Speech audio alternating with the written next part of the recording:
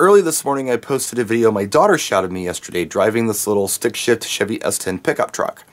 And as you know, I've had a stroke, and that was 4 years ago.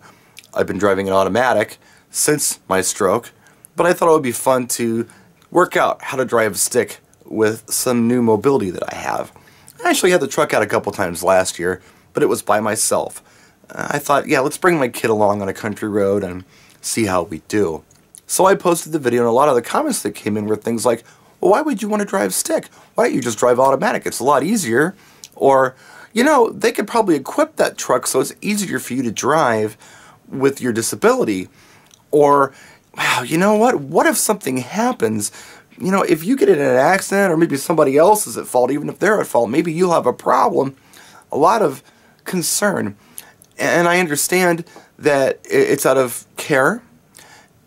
But here's the thing, all of this stuff reminded me of when I first came out of the hospital, because everybody treated me like I was made of glass. And they also treated me in a bit of a condescending fashion where I wasn't capable of making rational choices and decisions anymore. When I first came home, I don't think anyone left me alone in a house for like 2 weeks. At first it was great because I needed help with things. But after a while, you kind of get acclimated to your home again, and you know how to do things, or you work out how to do things. But you're not able to because there's always somebody bringing you a drink or helping you with this or helping you with that. I finally had to tell people to go away. My mom and dad, hey, stop coming. Go home, mow your lawn, live your life. Let me alone. Well, what if you fall? Well, then I'll have to get back up. What if you can't do something? Well, I'll have to wait for somebody to come and help me with it. You got to work this stuff out on your own. Otherwise, you're never going to learn. When I started driving again, it was a big deal. Nobody wanted me to do it. Everybody was afraid, oh, you can't do that. What if something happens? It's like, you know, I've worked this out in my head. I've sat in the driveway. I've hit the brake. I've hit the gas. I've shifted. I've worked out what I have to do if this or that happens. And then I went around the block without anyone knowing about it because I didn't want anybody to freak out after I was confident that I could do it. And then it came time for me to actually convince my family I could do it. I actually had to go through my dad. He's kind of the level-headed one. I'm like, Dad, look, I'm going to take you out for a drive around the block. If you think that I shouldn't be driving, tell me. And tell the girls that I shouldn't be driving, and I won't do it. If you think I did cool, tell them I did cool, because for some reason, my word isn't good enough anymore. And he did, and it was all good. And the same thing happened when I decided to go out and DJ on my own again, without anybody roadieing for me. I built this system that I could carry myself. What if you fall? What if something happens? All the what ifs, you know? The point is that if I spent my life listening to the what ifs, I wouldn't do anything. In fact, no one would do anything. No one would ever get in a car again, because the chances of you getting in a car accident are there. Are they great? No, but they're there. So no one would ever drive anywhere again. No one would ever be a passenger anywhere again. We would all sit in our homes and bubble wrap and worry about that asteroid from space that could crush us in our sleep, or the sinkhole that could open up under our house and suck us in and we're never seen again. There's risk with everything. There's risk with me sitting here in this chair right now. There could be an earthquake that brings the whole house down on me. Will it happen? No, I don't think it will. Is it possible? Sure, it's possible. But see, the thing is that you will not have any success without a degree of risk. People who play it real safe with everything in their life never get ahead. The most successful people that I know have taken risks.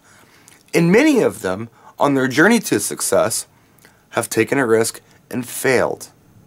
And then they've gotten back up and started over again. I know a guy who makes money where those big jackpot lotteries would be like a waste of time for him. And I've talked to this guy about different things that he had done in his life, and things that, you know, didn't work out for him, and things that did work out for him.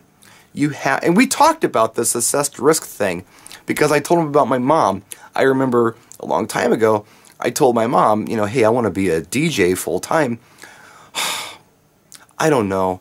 You know, maybe it would be better if you got a job at the plastics factory. It's a sure thing. You know exactly what you're going to make every week. You got insurance. It's a sure thing. there's no reward with a sure thing usually. Usually you got to take that risk. The bigger the risk, the better the reward. I mean, you don't want to do anything completely foolish, but there is risk with everything that we do. So when I talk to stroke survivors who say that they can't do things that I'm doing, I ask them, is this because you don't feel confident enough to do it, or is it because someone has told you that you cannot do it? Because there is a difference. And when they tell you you can't do things, I know they're doing it out of concern and care, and they don't want to see you fail, and they don't want to see something happen to you. You know, there are a lot of things that you can do that you just have to think about. You know, if I had to do it, how would I do it? That's how I've been doing things since I've had my stroke, and it's worked out really well for me. It's to the point where the people who are close to me don't question me about anything at all. I mean, I travel internationally, and you better believe my family was freaking out the first time I got on that international flight, or the domestic flight, doesn't matter. I think my first flight was actually domestic. My second was international, within like 5 months of my stroke. And they were freaking, how are you going to do the airport? Oh my God, how is that going to work out for you? You just work it out. You think about it. You're logical about it. You assess the situation. You assess your abilities, and you go for it. Do not let people tell you what you can and cannot do.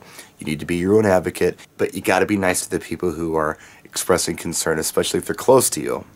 However, don't let them run your life. You need to run your life. Take control of your life and do it. Just do whatever you feel like you're capable of doing.